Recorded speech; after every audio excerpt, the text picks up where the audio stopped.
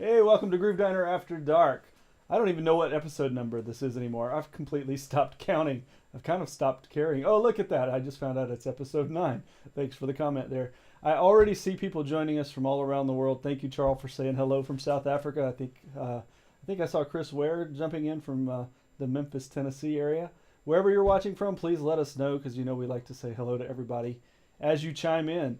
Tonight's episode is going to be an awful lot of fun. I'm going to tell you about our guest here in just a minute. But for now, I wanted to talk about the elephant in the room.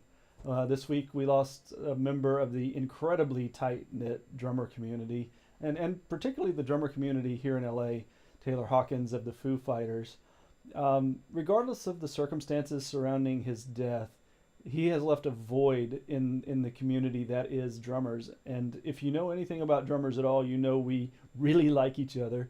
We are bros. We hang out with each other. We share tips. We show off everything that we can learn to play, and we help other drummers play the things that we're good at already. It's just something that we do. It's really interesting because it's kind of rare among musicians to be this giving and sharing.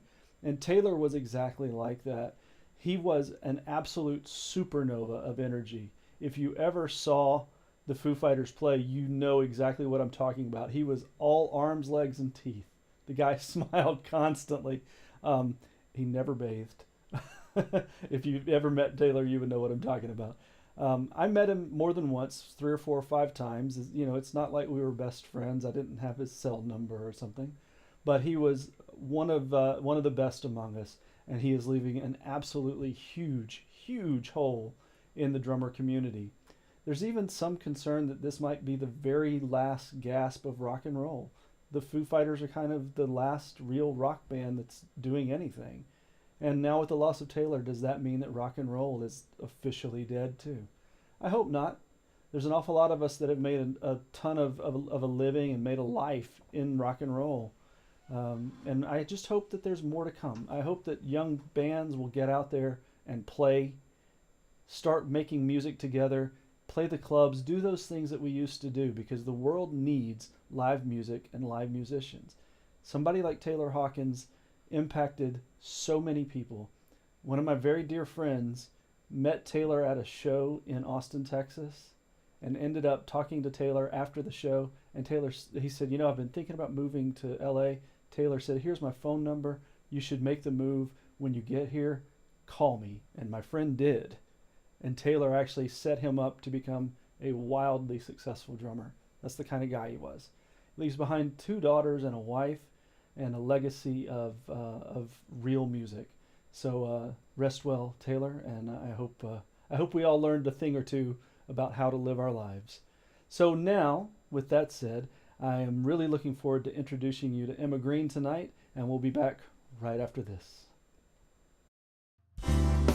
This episode of Groove Diner After Dark is brought to you by Groove Diner After Dark, the store. That's right, starting with tonight's episode, you can tell the world of your love for Groove Diner After Dark by owning official Groove Diner After Dark merchandise. Coffee mugs, t-shirts, long sleeve shirts, a pint glass, stickers, and much more can be yours today. Simply go to GrooveDinerAfterDark.com or click the link in this video description and get your gear today. Thank you for your support. All right, so tonight I am so excited to introduce you to my dear friend and career savior, Emma Green. And I'm not even kidding when I say that. Emma helped me through a time right after I'd moved to California. I was playing every gig on the planet. If it was on Craigslist and I could take the gig, I took the gig. I'm talking about 300 shows over the course of 18 months. I'll let you do that math. It was a lot. And I basically played my right arm to death. It just stopped working, and particularly my elbow.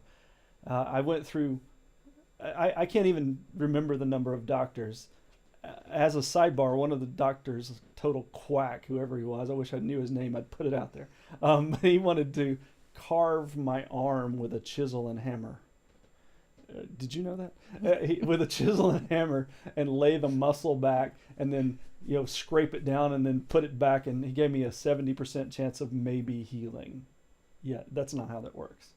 The good news is I did find a great hand and arm specialist surgeon who said, you don't need surgery, you need help with therapy. And she sent me to an occupational therapist whom I love, but that didn't quite work out. But the occupational therapist, hi Jackie, if you happen to be watching, introduced me to this tiny English woman who became a very good friend after I hated her guts. And I couldn't stand her at all because she was really hurting me. And I would leave the therapy sessions. Oh my gosh, my body was killing me. And she would never touch my arm. Drove me crazy. And one day I said, please show me how this works. And she took me down to the skeleton with the muscles attached. What was the name? Henry. Henry, yeah. Mm-hmm. Took me down there to see Henry. And she showed me how it all worked. And we started working together. And now I love her to death. So we're going to meet Emma in a few minutes here. But right now we're going to show you about a 6-minute video, if you can believe that, of buddy highlights. Something we never do. Things that I have played on. All of these happened after Emma fixed my arm. Can you imagine that? So take a look at this and remember that if you've got any questions for this brilliant woman, that's right, I said it in front of her. If you've got any questions for her, now's your chance. If your big toe's hurting, ask her, okay? Let's roll that video.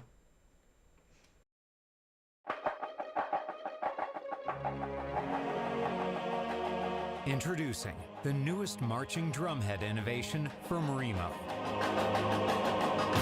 The Suede Max.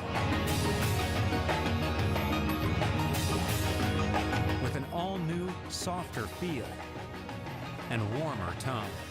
Suede Max is the next level in feel and tone.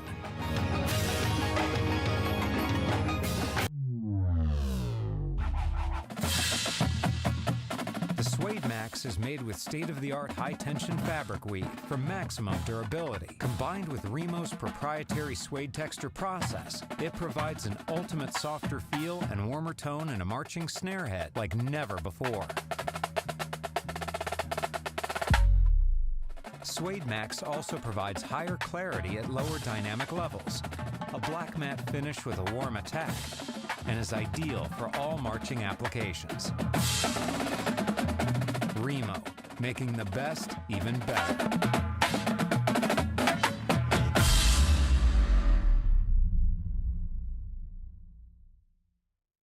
Tell me, what shall we do when our little girl won't obey? Obey, obey.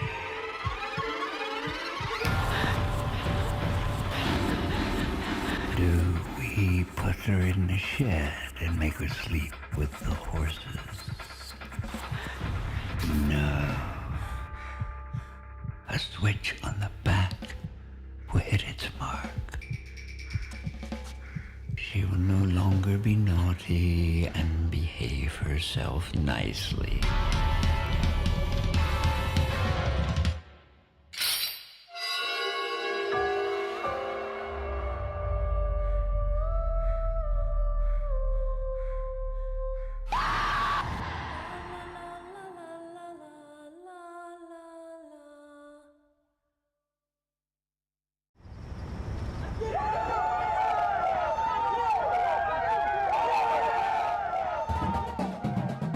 The new College Football Hall of Fame and Chick-fil-A fan experience puts you closer to the game than ever before.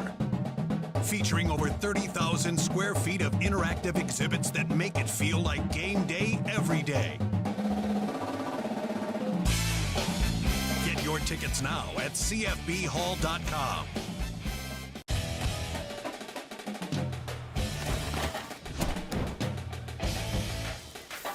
You've got the food and room for all your friends. Now, it's time for game day fun. Wherever the season takes you, always bring the home field advantage. For a dealer in the RV that's right for you, visit GoRVing.com.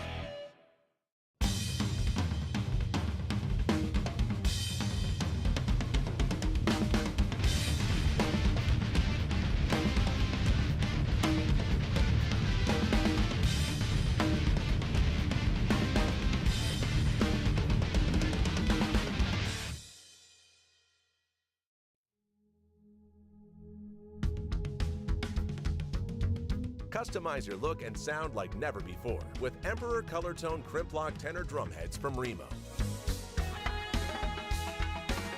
Emperor Color Tone tenor heads are constructed with 2 plies of highly durable clear mylar film infused with Remo's proprietary skin deep imaging technology for the ultimate in visual effect without sacrificing sound or durability. Choose from 6 vibrant colors: yellow, green, blue, purple, red, orange.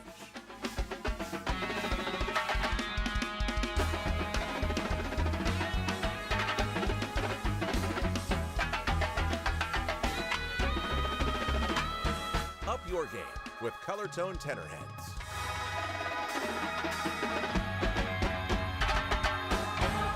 Remo, making the best even better.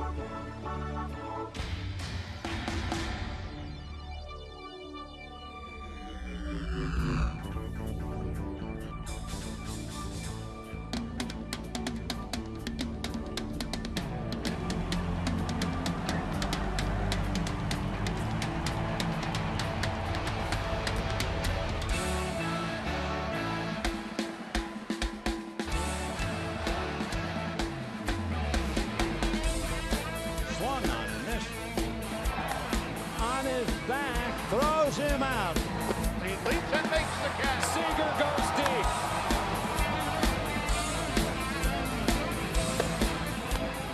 That ball's hammered.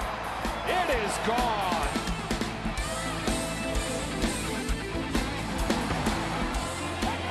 Struck him out. Inning over. Swung on and missed. Strike 3. The Dodgers win the National League Division Series.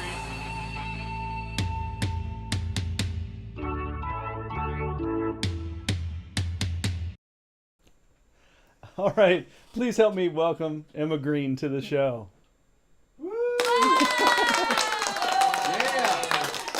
Thanks, Thank buddy. you for joining us tonight, Emma. I appreciate you being here so much. Emma is a #1 best-selling author on Amazon.com, the tennis elbow queen, she calls herself, because she is. The book is called Tennis Elbow Relief, right? Yeah. And serving up solutions for lateral epicondylitis. I got it the second time. Yeah, you did.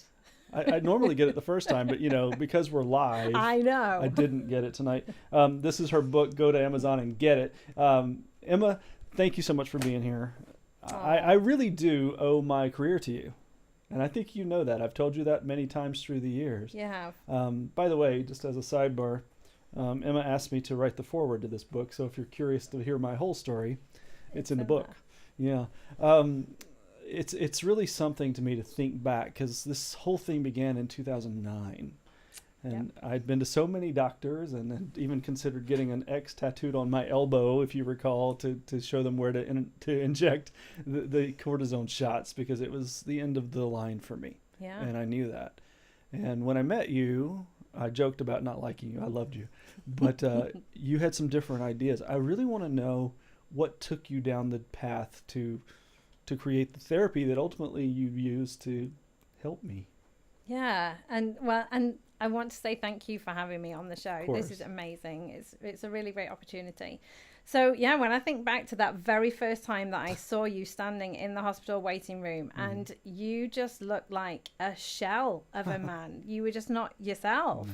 I mean, when you think about somebody who is just so demoralized and in pain and can't do what they want to do, that was you. I couldn't even lift a bottle of water with my right arm.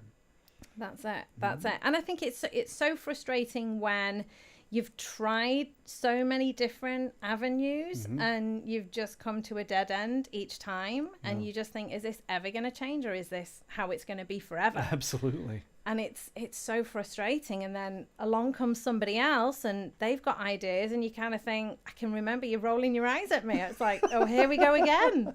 What's she going to say? Yeah, I'm sure I did.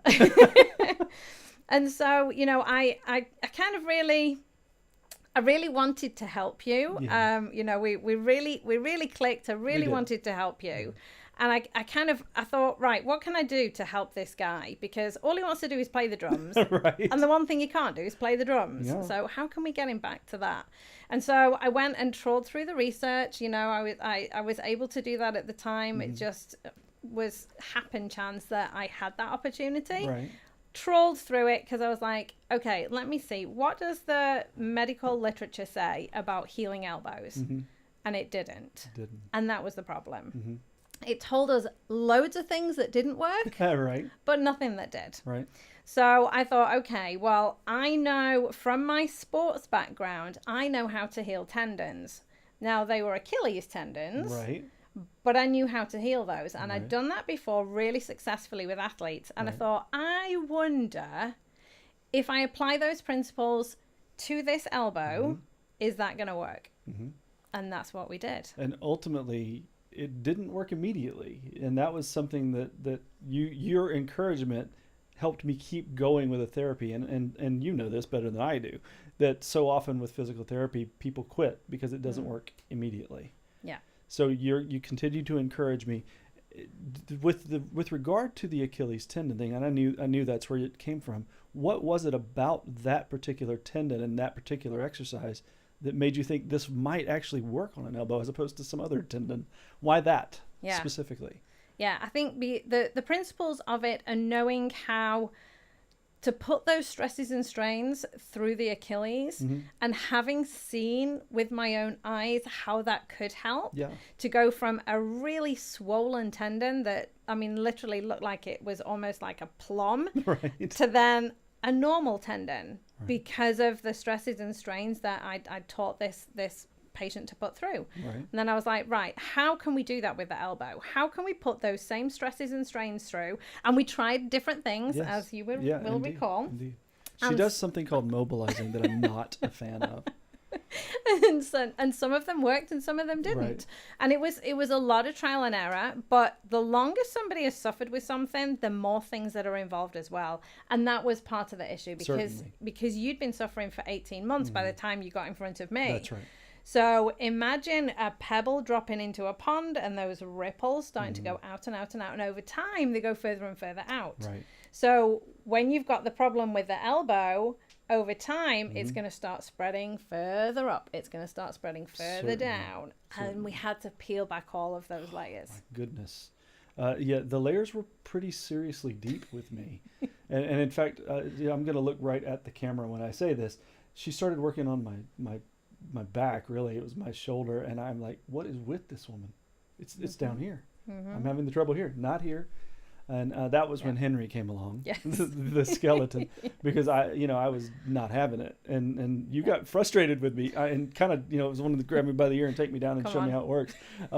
Okay, I'm like 1.5 feet taller than her, so not really easily. Yeah, right. But seriously, that you simply were just gonna fix me. Yeah. It was just that simple.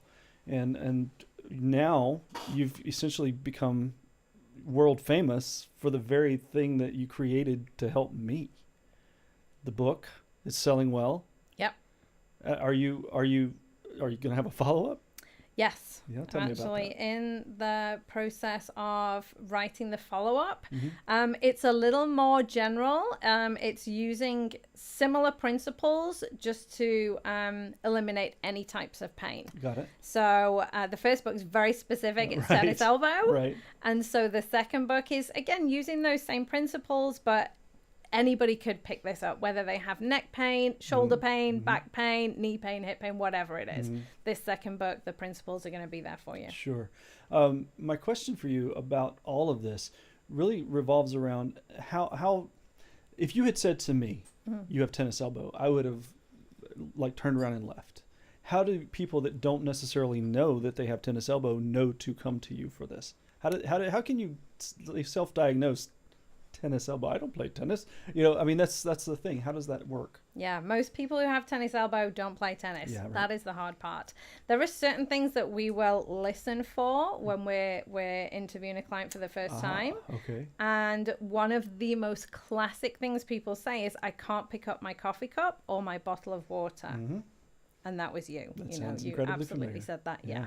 Yeah. It's one of the things that we look for. And then we start, asking different questions. Where is the pain? And do you have associated symptoms? Right. How's your neck? How's your shoulder? Tingling, pins and needles, numbness. What else is going on? What Right. else do we need to work with? I remember ultimately you were asking me that, and I was moving like this. Yes. My entire body would move. Yes. I could not turn my neck. Yes. And so that's exactly what you were talking about with fixing the other things before we could ever get to the elbow. Yeah. Yeah. We've got a few folks saying hello. Hi, Charles. Nice to see you. Thanks for joining us from South Africa this morning for you. I suppose it is. Hey, Eddie Taduri. Thanks for being here. Glad you're enjoying this one. Emma's pretty awesome. So are you, though. Thanks for being on a couple of weeks ago. Chris Ware. Nice to see you, as I said earlier. You guys, if you have any questions for Emma, this is your time. You should do it. Ask them. I'm missing Toby tonight. Where is she? Toby, you're always here. Where are you? Emma, I wanted to touch base a little bit on your athletic side. Tell me, you mentioned that you had a lot of experience with it. So Team GB. Yep. What is Team GB and what exactly did you do with Team GB? Yeah, so Team GB, Team Great Britain. Yes. That's who I used to work for in my previous life. Right. When I, you can probably tell from my accent, I'm from the other side of the pond. You're from New York, right? A little further, keep going. Somebody once said that to me, from back east. I was like, yeah, like way, way back east. Yeah. So born and grew up in England, trained in the UK, worked for the National Health Service for 10 years, and also worked for a number of the Great Britain teams and England teams, such as field hockey was the main one, netball, gymnastics, taekwondo, table tennis, These soccer. are the Olympic teams. These are Team GB teams, Olympic and England teams. Right. Yes. Okay. Yeah. So that was basically what I wanted to do. As growing up, I was a gymnast. I loved sport. I was in every team at school. Sure. Every night after school, I'd be going to some team or club. I just loved it. So when I found physical therapy at the age of 13, because I had a problem with my knees, as a gymnast, I can remember sitting in the physical therapy department looking around going, I could do this. And then when I started looking into it and realized I could do it with sport, it's like that. I never looked back. Sure. So from 13, I knew what I wanted to do, took all my classes to get me to university, and then started working with sport every weekend, every evening. That's just what I did. Sure. And then moving over to the US, had a couple of kids, slowed me down from the traveling. Why did you come to the US? So my husband always wanted to live and work over here. Really? Yes. Yeah. I didn't know that. I did sort of say, do you mean Australia? And he kept saying no. Definitely the US. And so this is where we ended up. So he brought me out here on vacation. I can remember standing on Malibu Beach. Oh, sure. Going, yeah, all right then. All right. And you guys still go to Malibu all the time. Yeah, we do. Yeah. Yeah. Well, yeah. Talk about a difference in climate and weather. Holy cow. Yes. Yeah, That's what keeps us here. I would think, right? Yeah. And you ended up in Pasadena specifically because you just happened to land there? Or? We actually started off right by the Grove. We were in that area for a couple of years. And then My husband's firm said they were going to move to Pasadena, so we went and had a look at it. So we had a almost 2-year-old at that point. It was like, we could do with being a little further out of the city. Let's get into the suburbs. Went to see Pasadena, liked it, and ended up there. Yeah. It's so funny. I think I followed you to about 4 different locations with your clinic over the years. Can't get rid of you. I know, right? and what's more, I mean, she also helped my wife. She actually helped Natalie with some things as well. So Emma's kind of, she's physical therapist second, friend first, but we still use her as much as we can. We've got a couple of questions here. Hi, Kendall. Nice to see you tonight. Renee Beavers has asked a question. I sometimes feel my right leg and foot has lost some endurance, speed, strength, etc. In the last 5 years, he says. The left leg, left foot feels more solid, as the right feels shallow, ghostly inside, if that makes any sense. Does that make any sense? He's on a gig right now, in fact, while he's asking the question. Let's, do you have any thoughts on that? Yeah. Right leg endurance. Yeah, so definitely my initial thought is, okay, what's going on with the back? So I would look at your back, I would look at your pelvis, your hip, to see what was going on there. Again, a little bit like we did with you, buddy. It's like, let's start centrally and start peeling back those layers and see what we find. But definitely looking centrally first. So my advice would be find somebody who you really trust, who you know is going to be really good at helping you look through your back, making sure that there's nothing going on there that could potentially be affecting the nerves that are going down the leg. Okay, that's good to know. Just so you guys know, I'm not sitting comfortably tonight because my physical therapist told me not to cross my leg.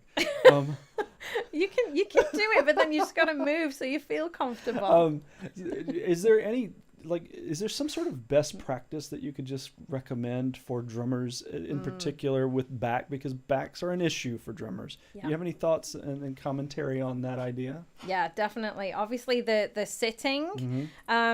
I see a lot of clients who, sit all day at desks and that's what their work is. And obviously 2 years ago when we all started working from home and a lot of ergonomic changes. Of course. So one of the pieces of advice that I do give is to not sit for longer than 20 minutes. So 20 minutes? Yes. Wow, okay. So I say set your timer on your phone. Right. We all have timers on our phone now. Indeed. I'm not going to share how old I am, but I used to say get a kitchen timer before we all had phones. So set the timer on your phone for 20 minutes. When it goes off, stand up, sit down, set it again. Literally that. Literally that. It doesn't have to be a big thing. You don't have to walk off. You don't have to go away from what you're doing. But just that stand up and sit down, it's almost like a pattern interrupter. Sure. And it just changes it so that when you sit back down, you can then sit comfortably for 20 minutes. That's a great idea. All right, so Renee, I hope that helps. Yeah, right there. One of the things that I've noticed as a player, I'm tall and long-legged and all of those things, is that I wish I had the pedal, but I don't have it. When I sit down, drummers actually have to balance. We basically have our feet in the air. Yeah. So we have to balance everything, and it's all rock solid right here on our booty. Right? Yeah. I know when I was working with you that I had my ride cymbal kind of way over here, and it was outside the framework of my body.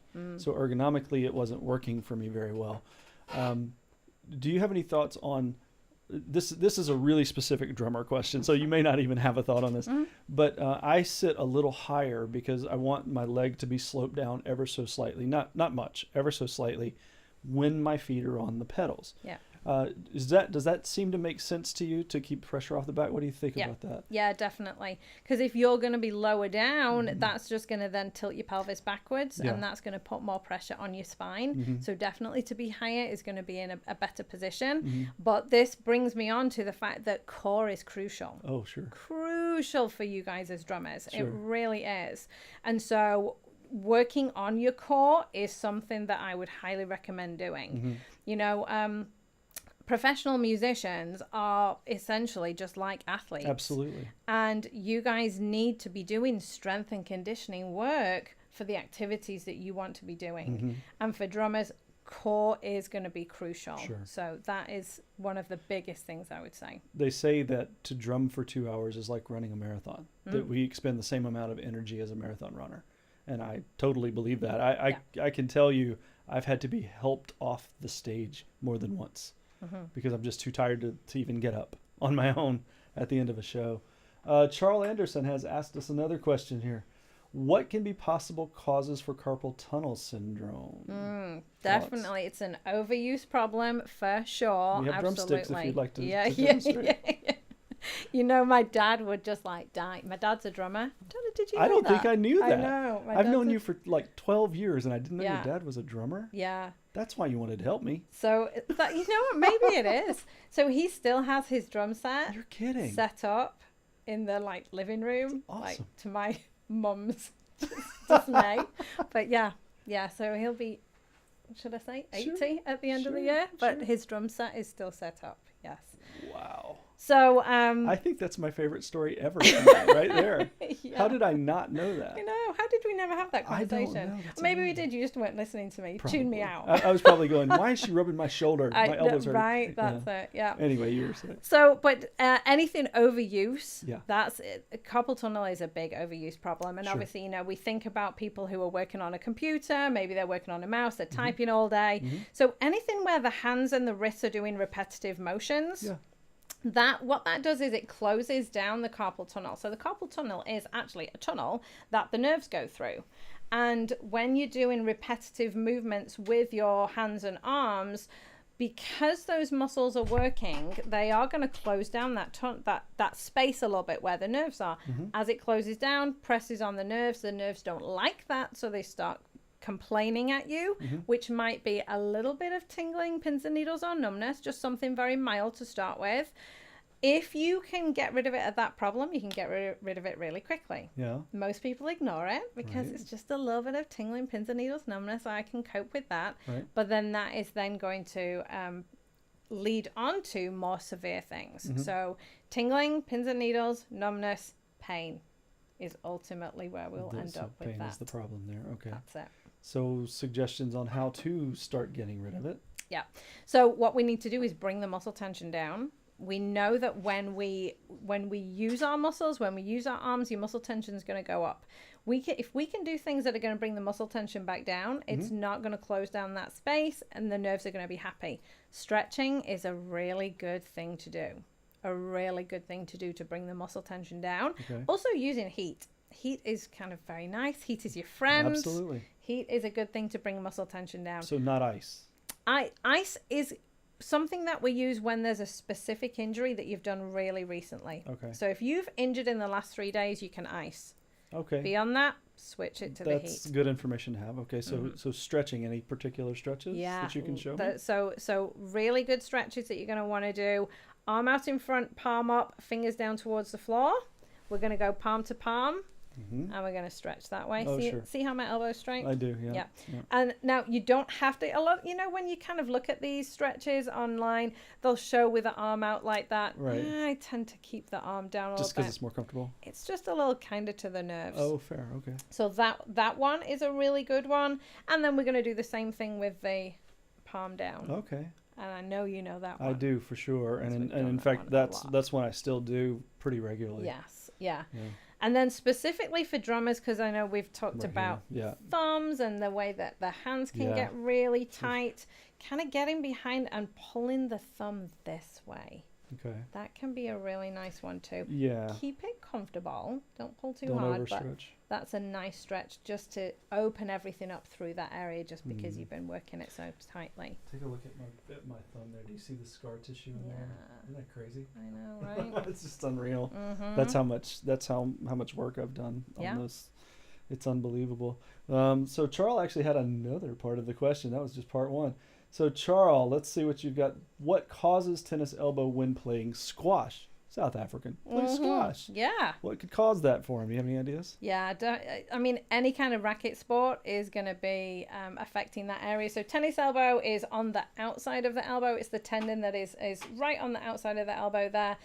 The tendon attaches to these forearm muscles. So anything that makes the forearm muscles switch on, it's going to pull on that tendon. Any kind of gripping motion switches these on. Sure. Again, let's go back to the Drumsticks, drumsticks. right, yeah. Let's go on to holding your racket. I see golfers who have tennis elbow in their non-dominant arm. Oh. So Really? who would have thought? Yeah. Golfer's elbow is on the inside. It's essentially the same pathology, just in a different part. But again, the forearm muscles attached to the tendon, they start tugging on the tendon. That tendon becomes irritated. Sure. Okay. So overuse. Okay, so Kendall has written us a book of questions. Kendall, here we go. You ready? Go for it. I love it. I have a finger, left fourth digit, that's been locked in a clasp to palm position since an accident in 2005. It's locked because of damage to an internal tendon. I've been told that the digit could be unlocked with surgery. My question is there anything I can do myself at home, such as stretching exercises? Let me breathe. Stretching exercises, secret handshakes, etc., to get this finger unlocked. Thank you. So certainly, I would definitely start with heat, getting it into some hot water, using heat pads around there, soft tissue work. So a lot of soft tissue work through the palm and through the finger itself, and then some gentle stretches of all of the joints. So you want to stretch each joint individually, but do it after the heat. So you're going to sequence heat is first, then soft tissue techniques, then stretches. That's going to be most effective. Is that all in the course of one session? Yes. Okay. Yeah. So heat. Then soft tissue. Then soft tissue. Then stretch. And the soft tissue work is what? Getting in there, feeling. Massage. So essentially, yes, yeah. So it can be soft tissue massage. It can be trigger pointing. So finding, if you were talking about sort of tight areas scarring. If you find a tight area, you can literally just put some pressure on it. All right, that's it for me on my thumb. Yeah. I know for sure that that's the spot that makes me hurt. Right there when I'm playing too aggressively these days. Yes. Okay. Yes. Yeah. Kendall, I hope that helps. I think that's a great question. Thank you. Eddie Taduri, my friend, thank you so much. Eddie, he says, and Eddie's an interesting story. He was on the show a couple of weeks back, and he says, I wouldn't know where to begin, a quadriplegic on the drums. And he is. It's mind over matter that makes my playing possible, and you're such a great player still. I wish I knew what to do somehow to make my playing more comfortable. Now, I've watched him play, and I'm not joking, and I'm not just saying this because he's watching. He's a great drummer. Still, even as a quadriplegic, he had a surfing accident. Wow. And he became a quadriplegic from it. His therapy sessions, his story is just kind of unbelievable. But is there some way that someone like that could find a more comfortable way to literally physically be behind the drums? I mean, that would be sort of looking at how to sort of the best seated position, how to be supported.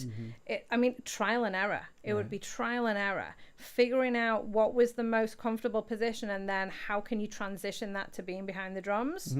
That would be really interesting. Yeah, right. Just to kind of like figure that out and try. It would be test different things, try different setups, and see which works best. Test and tweak. I'm certain that he's tried an awful lot of different ones, and even his drum set is specially sized so that he can get around it differently and easier. Yeah. So he's really worked hard at it, and I mean, this is a guy that's played with the Beach Boys, So I mean, he's an absolutely phenomenal human. I really like him a lot too. So Kendall says thank you so much. He's going to give it a try. He's so welcome. Yes. So thanks, Kendall. It's funny because through the course of our relationship, I mentioned you helped my wife with some things too. I have definitely had other struggles. The thumbs and the elbow being number one, the occasional back tweak, and it always comes down to the same answer. Every time, and you've already said it, core. When you think core, you think sit-ups. Right. You think going to the gym and working out and holding your planks and all of that stuff. What else? What sort of things can help a core? Let's say, an office worker. Is there some way that somebody that sits in an office all day can work their core while they're sitting at the computer? Absolutely. Yes. You want to do it right now? I'm doing it already. I love it. So there is, and there's a really simple core exercise that you can do, and we should all be doing it. Okay. So everyone who's watching right now, you got to do this core exercise, okay? So if your legs are crossed, let's uncross them. Come on, feet flat on the ground. just to keep being nice and symmetrical. We always want to try and be symmetrical. That looks good. Yep. Okay, so now we also want to make sure we're sitting in a good position. Imagine there's a piece of string attached to the top of your head, lifting you up to the ceiling. So we're kind of lifting up there. No, this is so good. I already feel good. See, a good sitting posture. Yeah. Now, you're going to imagine you're in the restroom and you're peeing. Okay. And you're going to stop the flow. So the muscles that you would use to stop the flow, switch on right now. Yeah. Are we all doing it? Come on, switch on. Yeah. Yes. Stop the flow. Switch on. So squeeze and then release. Oh, Squeeze and then release. look at that. Okay, so when you squeeze, what we're doing there is we're activating our pelvic floor muscles. Right. The pelvic floor muscles are obviously very internal. They work in conjunction with the biggest core muscle. One of the abdominal muscles, you have 4 different abdominal muscles. The deepest one, transversus abdominis, that's the most internal, works together with the pelvic floor. So when we switch the pelvic floor on, which is what we're doing when we're doing the squeeze, we get an automatic core contraction at the same time. Interesting. So this is what I teach my office workers. This is what I teach people who are sitting in the car. This is what drummers should be doing. So you should all have t-shirts on now. I'm switched on, right? Or that kind of thing. We're going to add that to the merch store. It's coming. Right? Man. Yeah. So that is the simplest one you can do, and you can do it anywhere. Nobody knows you're doing it. You can be switched on all day long because we should be. Wow. Okay, so if I'm doing that, I'm not running the risk of peeing on myself, right? No. I hope not. If I'm doing that all day, and so does that mean that I'm going to have a 6-pack? Different muscle, but nice try. Now, Thanks. Actually, I will tell you though, the core muscle, that deep one, transversus abdominis, it works like a corset. So actually, you're talking about your 6-pack, which is basically, straight up and down. Right. That is your sit-up muscle. So when you do sit-ups, it's your 6-pack that's working. When you're doing your core exercise, it's that deep muscle that's working. It acts like a corset. It does suck you in. Interesting. So the side effect of that exercise is a flatter stomach. That's a good side effect. Isn't it? Yes. We're all doing it still, right? Right. Everybody's still kind of sitting here doing it. It's the whole, what is it that they say? You can't touch your nose with your tongue, and I forgot what it is. If something stupid, and then everybody does it. Right? I know, seriously. Oh my gosh, Dan, thank you for that comment. Dan goes, "What a pisser."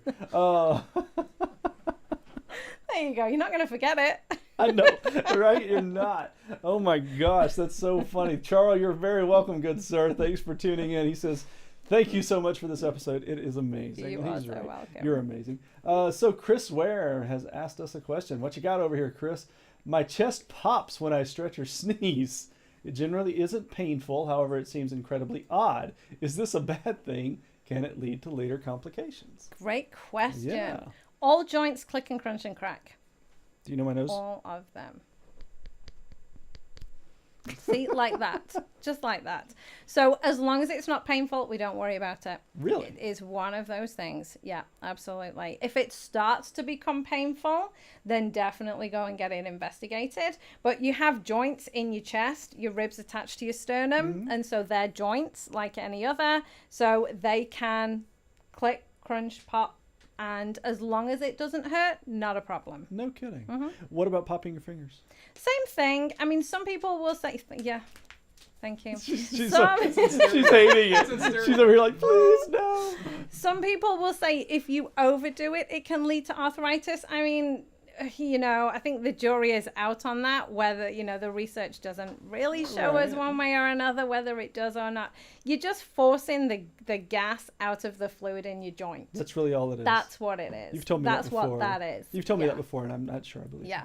Sometimes if you can, like, click, click, click, click, click, that tends to be a tendon that's rubbing over a bone. Right. And again, if it's not painful, we don't worry about it. But if you're doing that to a tendon, we know that tendons can become irritated if we do something repetitively. So there is that danger with a tendon. If I recall, you said that the tendon in my elbow was basically like serrated or a saw blade or something like that at some point. Yeah, so the tendon degenerates. So imagine like a tightly wound up rope is what a normal tendon should look like. Imagine that rope unraveling. So as it like comes apart, the fibers come apart, that's what happens to a tendon as it degenerates. Goodness gracious, that's crazy. That's it. Toby Simmons, I've been wondering where you were. Thank you for saying hello.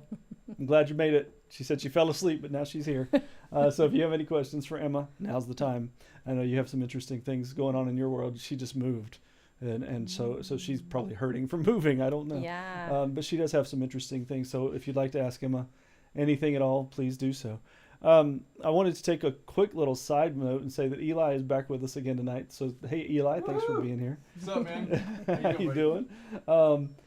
Gina Adams, hello. Thanks for joining us. I see that you're catching the replay later, so thank you for that. Also tonight, I have a special guest in the room back on this side of me. You'll notice that my clothing is a little different, and a young man who is in fact a fashion designer is here with me tonight. He DJ is just what I call him. That's what all of his friends call him, and I'm his friend now. See, but David Joseph, yeah. Yeah, yeah. Yes. You can speak. Hi. Okay. David Joseph Designs. He is here with me tonight, and he's going to be helping me look better than I had been with my clothing, because I put out that call, as you know, a couple of weeks ago. Oh my gosh, I need some fashion help, and I had quite a few people respond. So thank you for that. But David here, DJ here, he's helping me out with some things. So if you like what you see, look him up. Okay. So let's see what we got. Hi, Gina. That's good to see you. Eli, Toby's saying hello to you. So is Eddie. Justin Scheidling, how are you doing in New York City? Everything good? He likes my look tonight. Thanks, brother man. I appreciate that. That's all him. It's all DJ. So check out his Instagram. What's your Instagram? Say it out loud. David Joseph Designs. David Joseph Designs on Instagram. Check him out. He's got his portfolio over there. So yeah, check that out. And Emma just looks great anyway, so she doesn't need any help. I did. That's so fun. I'm loving to see these comments coming in. Thank you so much. Emma, one thing I'd like to know is preventative medicine. How much of that is diet? How much of what happens within your world in particular with physical therapy is also around diet? What do you think? Yes, so much has that of that has changed over the years for sure. We've always known that having a healthy diet is something that obviously is great for keeping your body healthy. Absolutely. So we need to do that. But as more research comes out, we're starting to learn more and more and more.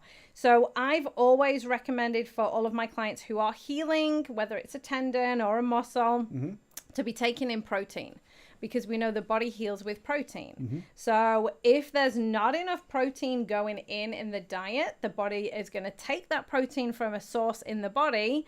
It will take it from the muscles. And we don't want to do that, especially when we're talking about tennis elbow.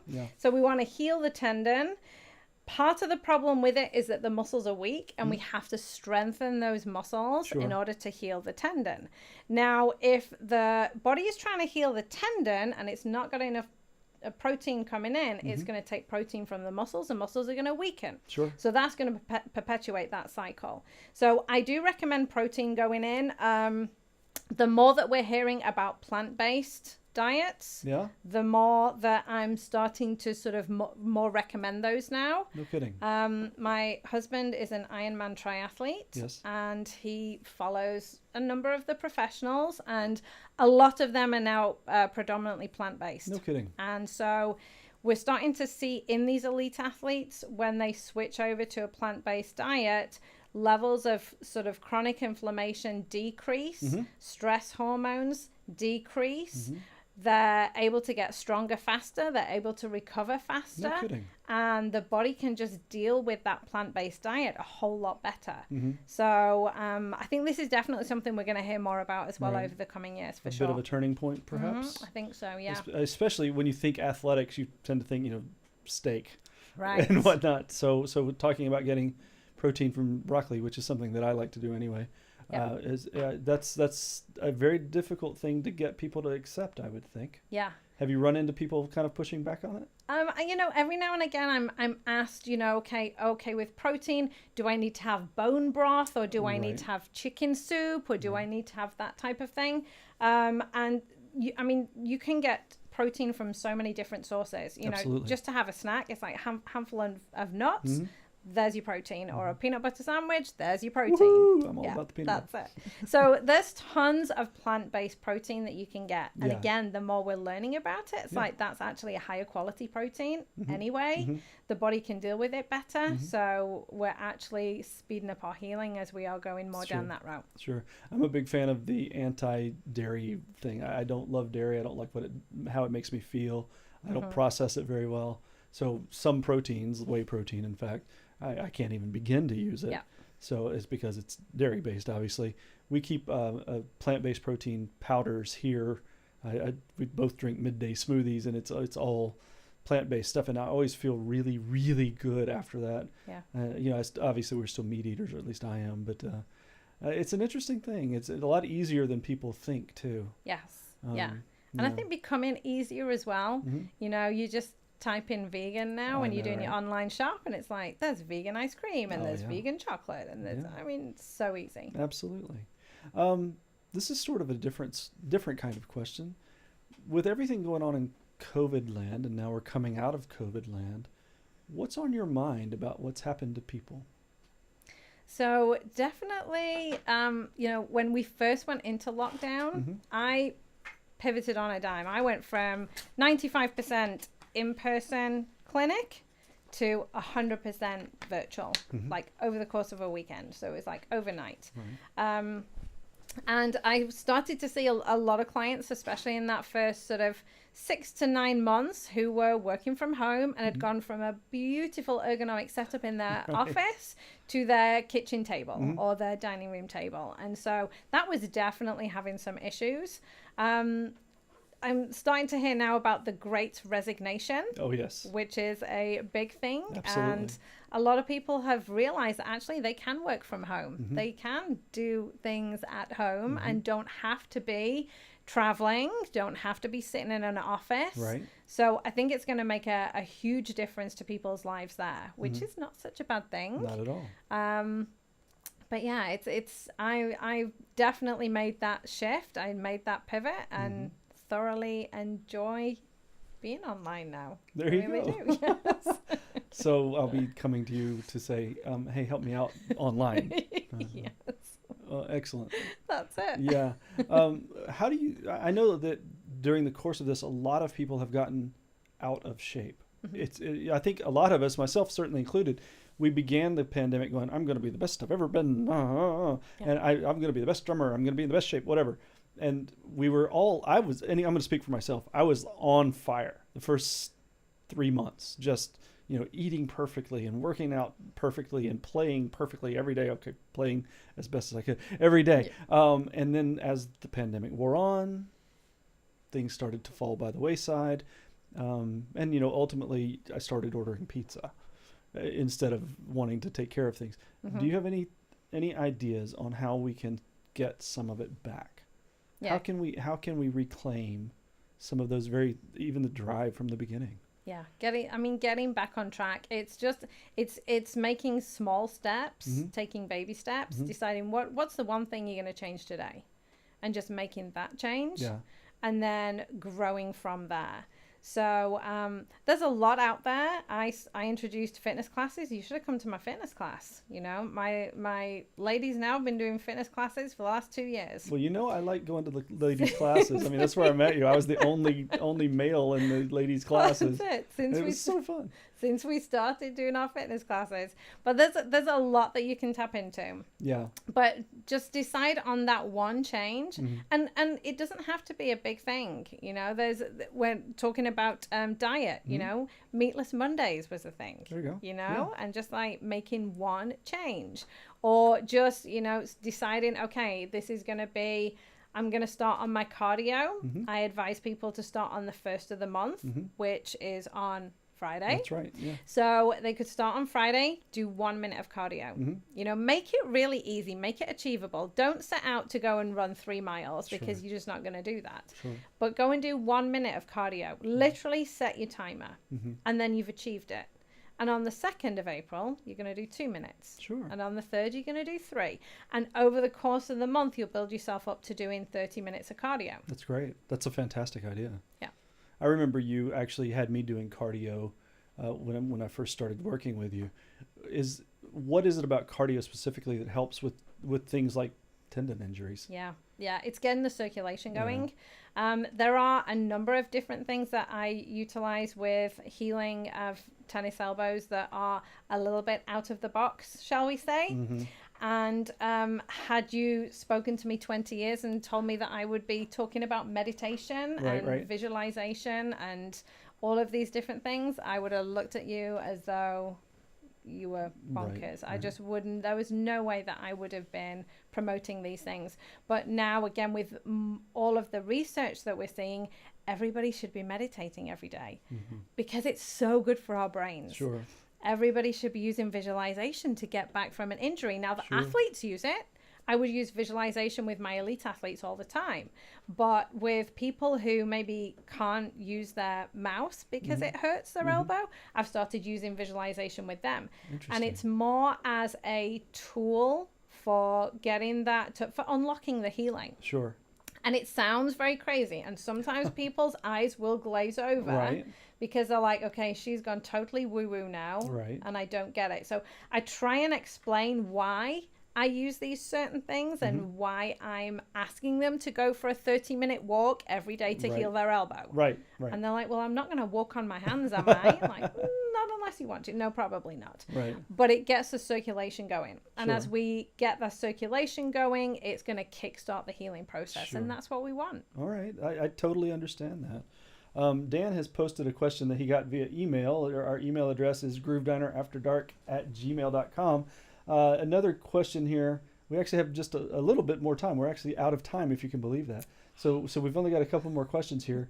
Talking about drum thrones, and DJ's sitting on one, can we discuss the differences between bouncy hydraulic, bounce? Yeah. That's a bouncy hydraulic, and spring versus fixed seats and how they affect the back. So some drum thrones have springs underneath them, and some are just solid posts. Yep. You have any thoughts on this? Yeah. I would say probably a more cushiony is going to be more comfortable. Something like this. Because it's going to absorb the strain rather than something so solid. Yeah. But with any kind of seat, with any kind of mattress, with any kind of pillow, with your car seat, you got to try it. Because everybody's individual. That's true. So there's not going to be one size fits all. Obviously, we're all very different shapes and sizes. Indeed, yes. And you need to try it out. So definitely you need to try it. But something that does have a little bit more give is going to be better on the joints. I need to show you the Motion Pro that I have. It's actually got a split down the middle of it for your coccyx to sit in. Right. So that you're not putting pressure on your lower spine. I need to show you that before you leave tonight. Yeah, that's good. And let you check that out because it's an interesting drum throne. Yeah. I sit on it. It's probably the one I use the most, actually, just because it feels really good. You know, I'm like, okay, I can sit here for a long time. Yeah. In fact, the chair over there that Eli's in is made by the same company, so you can just take a look at that. Well, we're kind of down to our final question. Okay. It's monumentally important, this final question, and I actually already know the answer to this. Yes, you do. Because she said to me, "Huh?" And I laughed. So. Ask the question. Go on, ask it. Emma Green. And if you get this wrong, we're not friends anymore. Okay. What is your favorite Rick Springfield song? And I said, who's Rick Springfield? And I went, And I went, what if I'm not kidding? And then we discovered that Mr. Springfield was not that big in the UK back in the 80s. He didn't have any hits in the 80s. He had one top 40 hit in the 80s, and you can probably guess what that was. Jesse's Girl. Yeah. Of course. And that's the one I'm not allowed to say, right? That's the one you're not allowed to say. But we'll give you a pass. Do you have any other, give me something related. I'm sure you've come up with something that you can answer this question with. What is it? So I am going to answer this question with regards to Dusty Springfield. We'll take that.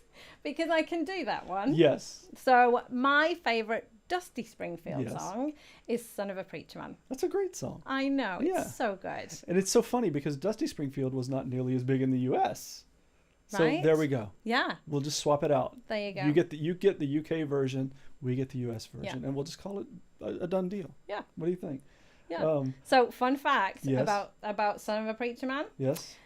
Favorite Dusty Springfield song. Yes. It's also featured in the episode of The Office that my son is in. You're kidding. Mm-hmm. That's fantastic. I didn't know your son was even in an episode of The Office. Yeah. The US version. The US version. Because he was born here, right? That's right. Yeah. Really? Yeah. 10 weeks old. No kidding. Mm-hmm. That's so awesome. Yeah. I love that. Go check that out. That's fantastic. Well, thank you so much for being here and answering some questions and hanging out with me. So anything else that you'd like to impart before you go? Anything you'd like to...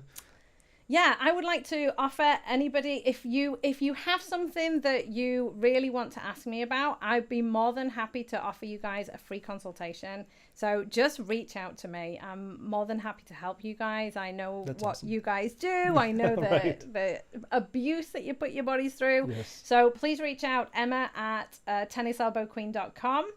I just love the tennis elbow queen. It's so awesome. Yeah, and I'd be more than happy to help you guys. I do have a course on posture, so it's really aimed at people who sit in offices, but you guys sit. It's all about the core. It's all about being in a good position. So if you need that kind of help, I've got it for you. Thank you so much for that. You're so Don't welcome. forget, pick up her book on Amazon.com. Tennis Elbow Relief. I keep wanting to call her the Tennis Elbow Queen. That's why I keep looking at it. Tennis Elbow Relief. Take a look. Get this on Amazon. We put the link up already. And also tenniselbowqueen.com is up there too. So take a look. You're going to enjoy this book. Even if you don't have tennis elbow, or maybe you do and you just don't think you do. I didn't think I did. Maybe you do. There's the email address for Emma for a free consultation. So thank you, Dan, for hanging out with us down in Miami and taking care of all of this stuff for us tonight. We look forward to seeing you again very soon, and we'll talk with you then. Until then, have a great, great week. We'll see you next time.